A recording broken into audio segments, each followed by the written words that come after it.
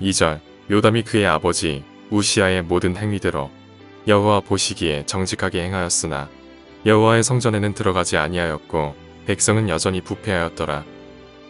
6절 요담이 그의 하나님 여호와 앞에서 바른 길을 걸었으므로 점점 강하여졌더라. 이제 역대하 27장은 우시아의 아들 요담에 대한 기록입니다. 우시아가 이처럼 하나님 앞에 강성한 나라를 이루었지만 너무 교만해서 성소에 들어가서 분향하려고 하다가 나병에 걸렸습니다. 그래서 죽지는 않고 병에 걸려 있고, 그래서 이 나병이기 때문에 왕궁에도 있을 수 없고 별궁에 가고, 그러다 보니까 이제 왕은 왕이지만 통치를 제대로 할 수 없으니까 왕자 요담이 이제 왕은 아직도 이제 제대로 왕으로 등극을 하지는 못했지만, 그러나 이제 아버지를 대신해서 이렇게 통치를 하는 것. 그러니까 아버지는 별궁에서 이제 뒤에서 조정을 하고 요담이 앞에서 이제 왕노릇하는 이제 그런 처지가 됩니다. 그래서 요담이 왕이 오를 때 25세고 16년 동안 이제 다스리는데, 아마 우리 역사를 연구하는 사람들은 한 그 우시아 아버지하고 한 10년 동안은 그렇게 있었을 것으로 그렇게 이해를 합니다. 하여튼 이 요담은 이처럼 아버지가 지금 나병으로 별궁에 있는 동안에 왕의 통치를 이제 시작을 해서 하여튼 16년 동안 이제 다스리게 되는데, 이 요담의 그 행동을 보면 2절에 보면 요담이 그의 아버지 우시아의 모든 행위대로 여호와 보시기에 정직하게 행하였으나 여호와의 성전에는 들어가지 아니하였고 백성은 여전히 부패하였더라. 그러니까 요담의 신앙은 이 우시아도 믿음은 있었기 때문에 교만한 것이 이제 문제되어서 그렇게 되지만, 하여튼 하나님을 향한 신앙은 기본적으로 있는 왕들입니다. 요담도 마찬가지. 그래서 여호와 보시기에 정직하게 행하기는 했습니다. 근데 이제 요담에게 있어서 문제는 뭐냐 하면, 아버지 우시아가 성전, 그 성소에 들어가서 분향하려 했다가 나병에 걸렸기 때문에 이제 이것이 아들에게 있어서는 큰 트라우마입니다. 그래서 요담은 아예 성전 출입을 하지 않습니다.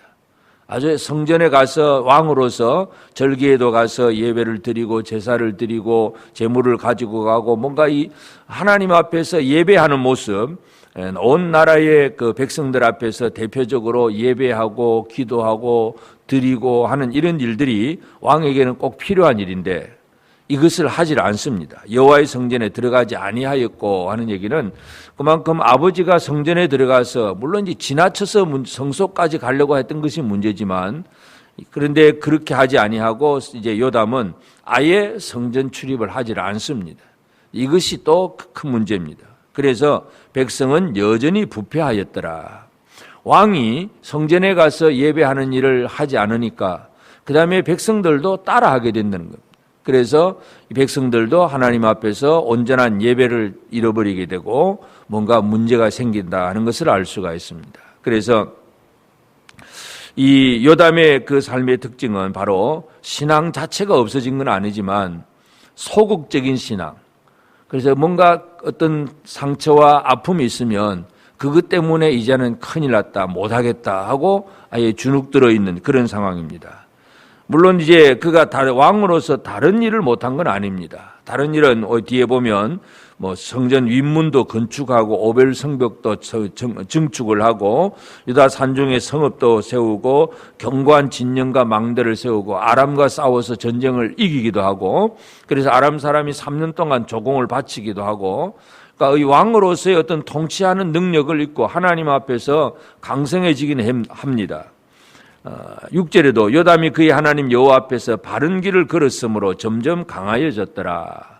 그러니까 하나님을 섬기는 일, 이 바른 길을 갖고 기본적으로 하나님과의 관계 속에서 믿음으로 사는 것은 요담 왕이었는데, 문제는 이처럼 이 성전에 출입을 하지 않아서 백성이 부패했다. 이것이 이제 요담의 특징입니다. 그래서 오늘 우리는 참 하나님을 앞에서 우리가 첫째는 기본적으로 바른 길을 걸어야 되는 것, 이것은 우리가 믿음으로 잘 하는 일들이기도 하지만, 그러나 이제 우리에게 있어서 이 요담의 특징 중에 하나가 바로 이 소극적인 신앙.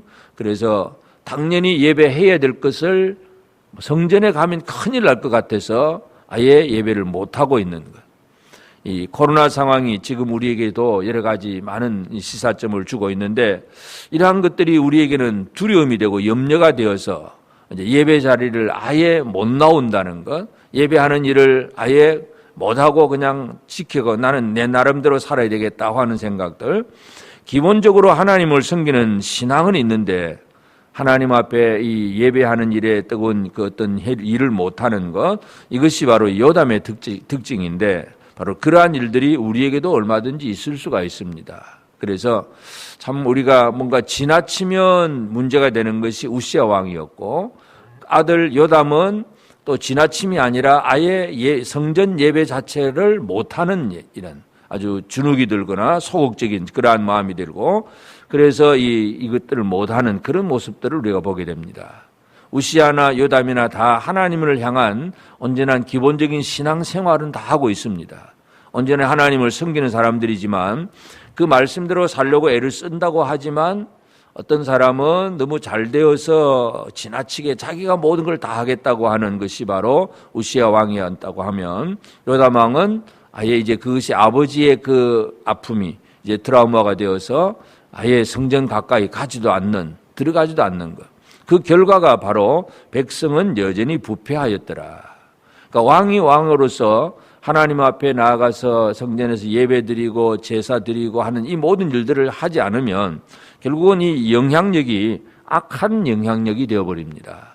사람들이 좋은 것은 참 잘 본받으려고 하지 않는데 악한 것은 참 잘 본받습니다. 이게 이제 보통 사람들에게서 살펴볼 수 있는 건데 백성의 부패를 막지 못하는 것, 이것이 바로 요담의 모습입니다. 그래서 오늘 이 아침에 우리는 이 요담 왕의 그 처지를 우리가 다시 한번 살펴보면서 요담이 분명히 여호와를 향한 바른 길을 가고 믿음으로 그래서 왕으로서 통치하는 것, 밖에 나가서 전쟁도 하고 승리도 하고 또 성을 견고하게 만들고 뭔가를 다 한 것 같은데도 하나 빠진 것, 성전에 들어가지 않았다.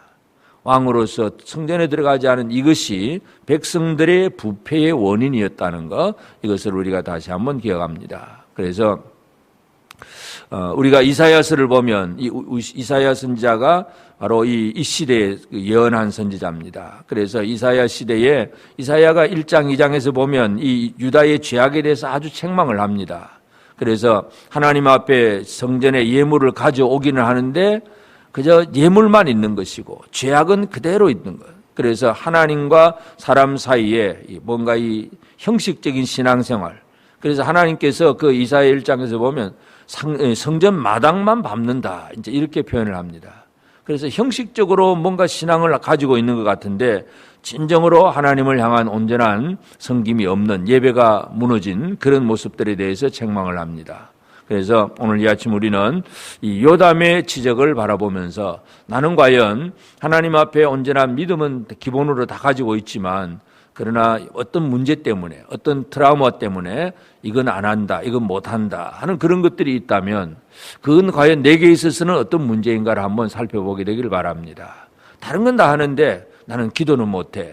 다른 건 다 하는데 뭐 남을 이렇게 사랑하는 것은 잘 안 되고 이렇게 뭔가 한 가지 부족한 점들이 얼마든지 있을 수가 있습니다. 그래서 그러한 점들이 없는지를 우리 스스로 한번 살펴보면서 우리가 이 성전 예배를 통해서 하나님 앞에도 은혜를 받아야 되지만 백성들에게도 좋은 예배의 모습을 보여줘야 될 것이 왕의 책임인데 그래서 우리가 해야 될 일을 제대로 하고 있고 다른 사람들에게 좋은 믿음의 영향력을 끼치고 있는가, 이 부분을 오늘 기억하면서 좀 더 우리가 하나님 앞에서 믿음 안에 든든히 서서 우리 자신이 우리 하나님 기본적인 신앙을 가졌다는 여기에서 만족하는 것이 아니라 참 열심히 잘 하는 모습을 통해서 다른 사람들에게 좋은 믿음의 영향력을 끼쳐서 그래서 내가 제대로 예배하고 내가 제대로 하나님을 섬김으로 내 자녀들, 내 주변의 사람들이 그들이 하나님을 섬길 수 있는 그런 영향력을 끼칠 수 있는 그런 우리가 되어서 오늘 이 하루도 우리 상황 속에서 지금 여전히 코로나가 발생이 되고 또 그로 인해서 여러 가지 많은 문제들, 함께 모이는 문제들이 또 어려움을 당하고 있긴 하지만 이런 가운데서도 결코 하나님을 섬기는 온전한 예배와 하나님을 섬기는 그 신앙 자체가 흔들리지 아니하고 우리의 이 모습이 또 다른 사람들에게 좋은 믿음의 영향력을 끼쳐가는 그런 우리 모든 성도들 꼭 되어지기를 주의 이름으로 축복합니다. 함께 기도하겠습니다. 이제 오늘 받은 말씀으로 함께 기도하겠습니다. 하나님, 우리의 내면에 자리 잡고 있는 상처와 아픔들을 치유하여 주옵소서. 그래서 소극적 신앙이 아니라 주님의 치유하심으로 인해 열심으로 사명을 감당하는 자가 되게 하옵소서. 우리의 온전한 믿음이 이웃에게 좋은 영향력이 있게 소망합니다. 그래서 그들의 영적 생활을 주님 앞으로 인도하는 일을 감당하게 하옵소서. 함께 기도하겠습니다.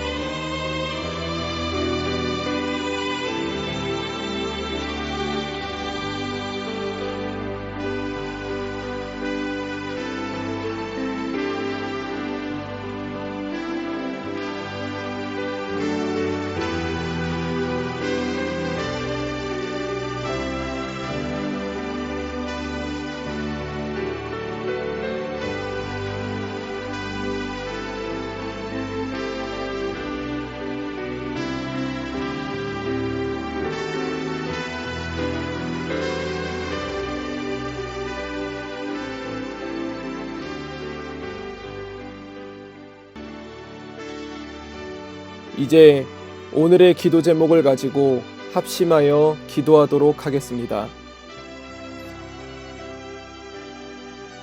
첫 번째 기도 제목입니다. 코로나로 인한 혼란을 잠재워 주소서. 늘어나는 확진자와 바뀌는 정책으로 인해 많은 사람들이 혼란스러워하고 있습니다.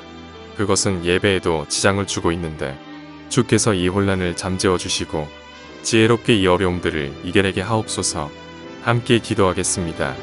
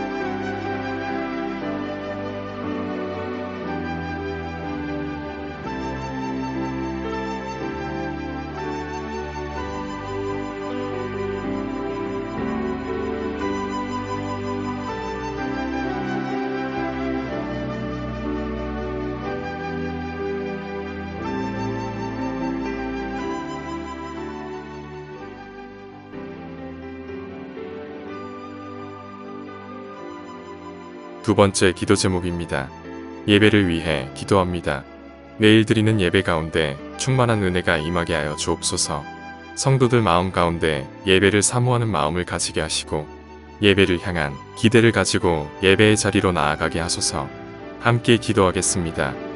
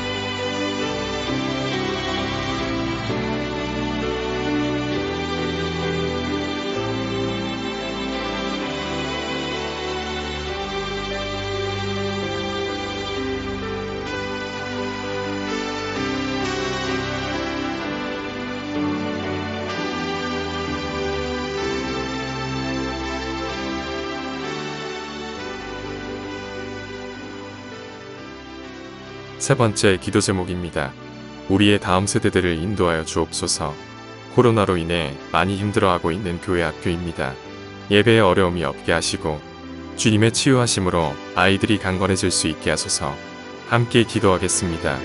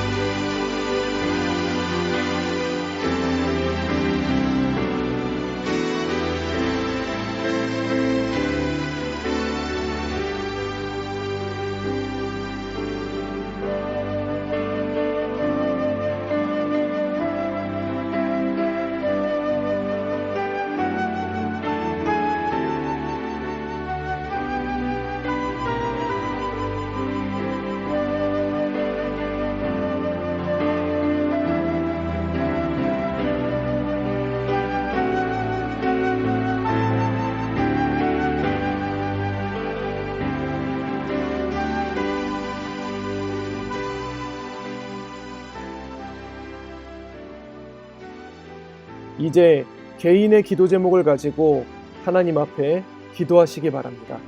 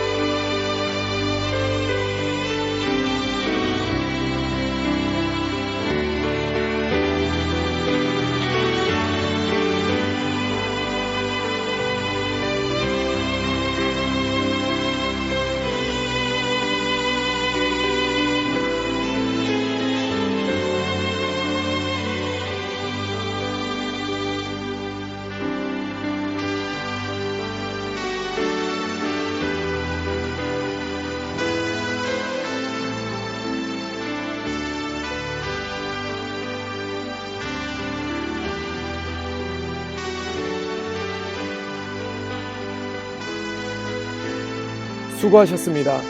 오늘도 하나님의 인도하심 가운데 승리의 하루를 보내시는 우리 재건부평교회 모든 성도님들이 되시기를 주님의 이름으로 축복합니다.